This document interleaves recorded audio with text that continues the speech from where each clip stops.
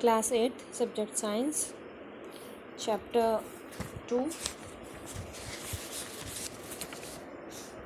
Microorganism, Friend and Foe, page number 24. And today we will study about disease causing microorganism in animals. In our previous video, we studied about disease causing microorganism in humans, and today we study disease causing microorganism in animals.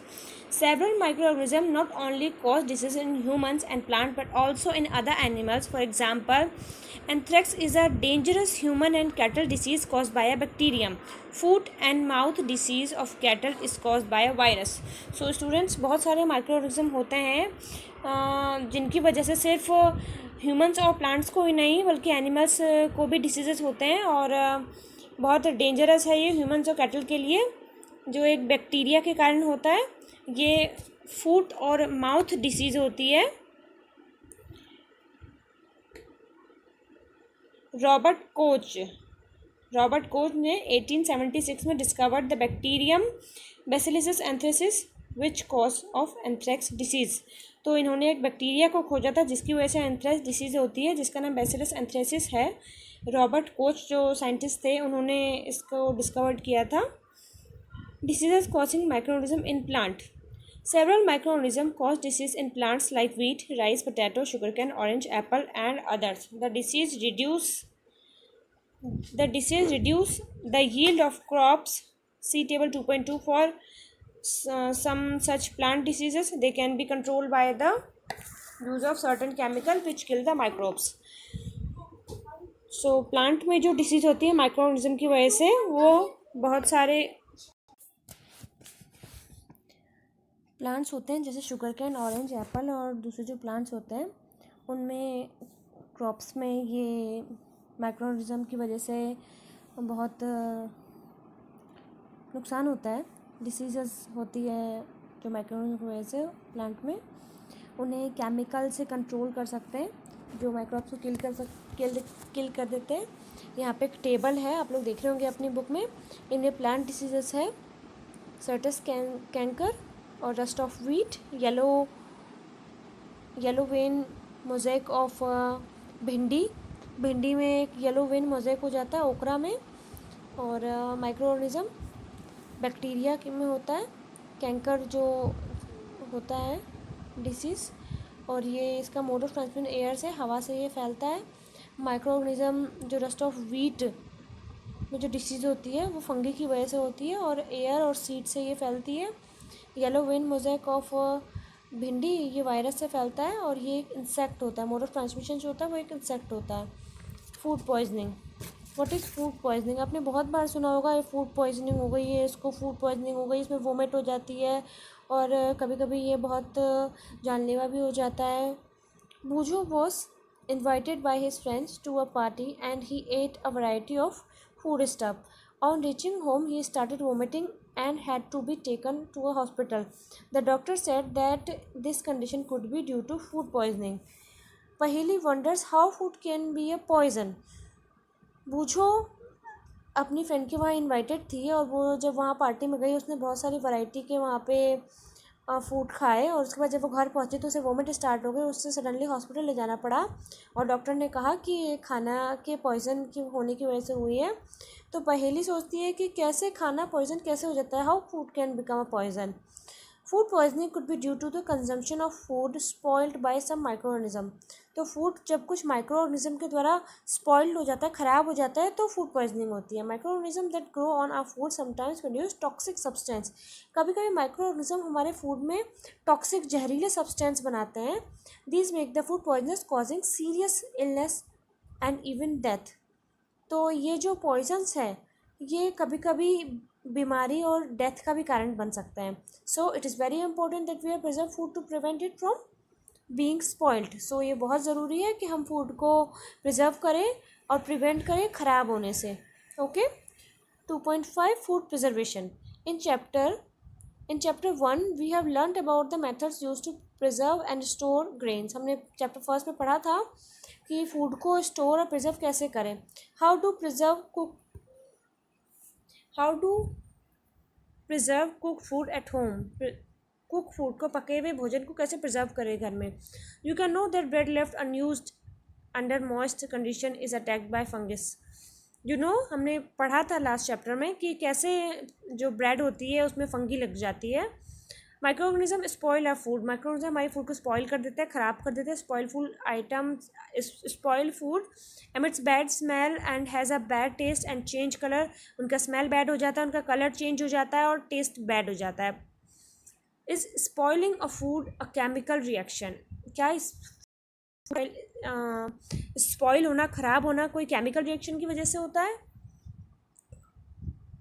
पहेली बहुत सम mangoes, पहेली ने कुछ mango खरीदे but she could not eat them for a few days, लेकिन वो सारे mango कुछ दिनों में नहीं खा पाई. Later she found that they were spoiled and rotten, उसने पाया कि कुछ जो मैंगो है कुछ स्पॉइल हो गए, कुछ सड़ गए. But she knows that the mango pickle her grandmother mix does not spoil for a long time. But वो जानती है कि उसकी ग्रैंड मदर जो मैंगो पिकल बनाती है, मैंगो का अचार बनाती है, वो स्पॉइल नहीं होता है. शी कन्फ्यूज, अब वो कन्फ्यूज थी कि ऐसा क्यों होता है. Let's study the common method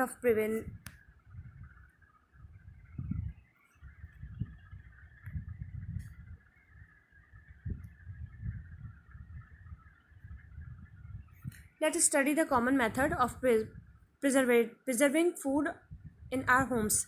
हम स्टडी करेंगे कि कैसे फूड को हम अपने घर में प्रिजर्व कर सकते हैं, संरक्षित कर सकते हैं, बचा सकते हैं. We have to save it from the attack of micro organism, हम उन्हें सेव कर सकते हैं माइक्रो ऑर्गेनिज्म के अटैक से. How?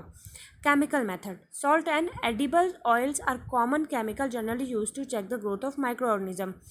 Therefore, they are called preservatives. We add salt or acid preservative to prevent the attack of microbes. Sodium benzoate and sodium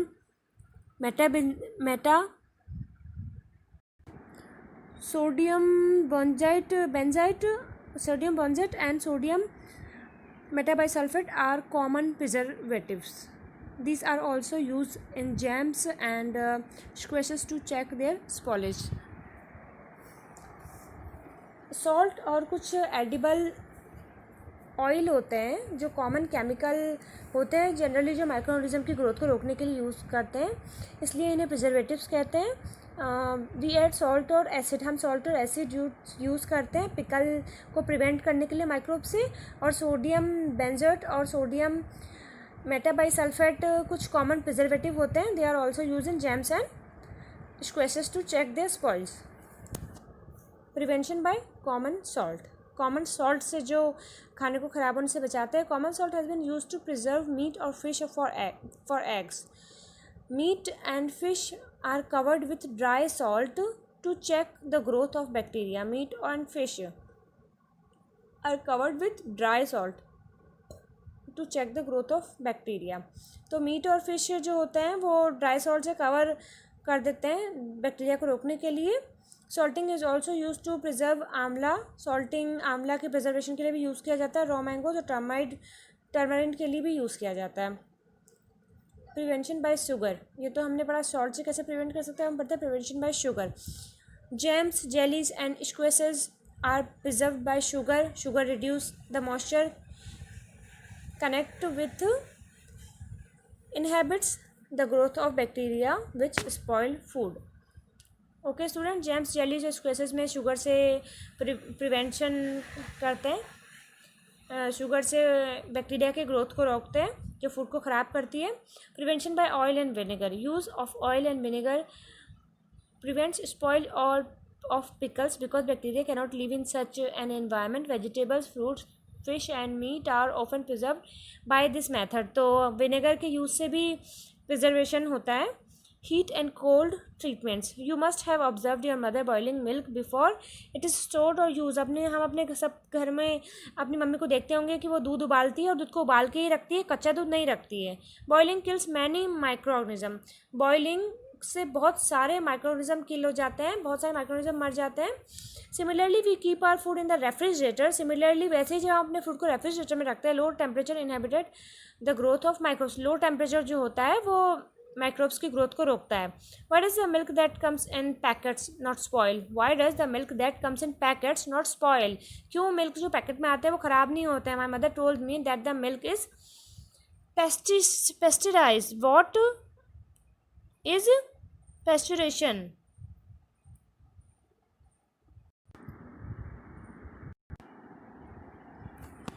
So student, pasteurized milk can be consumed without boiling as it is free from harmful microbes.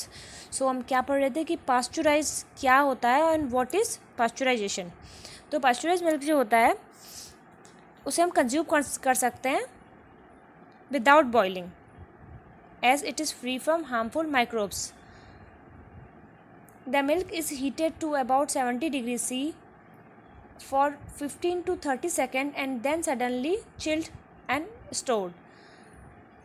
Milk को 70 degree centigrade और 70 degree centigrade पे 15 to 30 seconds के लिए हम heat करके और फिर suddenly chilled करके फिर स्टोर कर सकते हैं. बाय डूइंग सो, ऐसा करने से it's prevents the growth of microorganism. ये क्या करती है? माइक्रोऑर्गेनिज्म के ग्रोथ को रोकती है.